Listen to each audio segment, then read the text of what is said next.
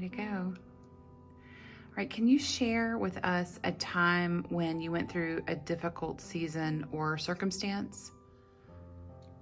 Yes, the most difficult season of my life was 4 years ago next week, was when my son died. And that's, I guess, every parent's worst fear. And after it happened, what was so hard was when I would wake up in the morning, there would be a stone wall in front of me, just a big concrete wall. And I couldn't get around it, I couldn't get under it, I couldn't get through it. In other words, I could not fix it. I could not change it. And I had to somehow deal with this hard time. So, how do you feel like God showed up for you during this time? Well, so many ways. There were so many glimpses of Easter with all that everybody did for me. But one thing that really happened that stood out was I knew I had to deal with this. So I started walking. And while I was walking, I would pray, I would rant, I would cry. But during this time, one day I saw one single flower alone out in this field, and it was like an epiphany. And I went back to the song that we sang, the last song we sang at Dusty Celebration of Life, and I never knew this song would mean this much to me, but in the bulb, there is a flower. In the seed, an apple tree.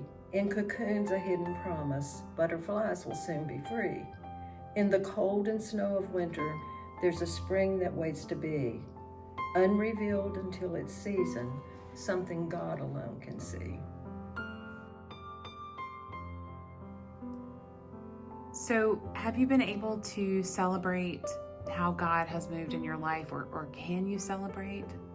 Yes, and I think this is my message, that after I saw this flower and I thought about the words from the song, in our death, a resurrection, and to me, the resurrection became the clearest to me ever. That was kind of my epiphany, that there is resurrection.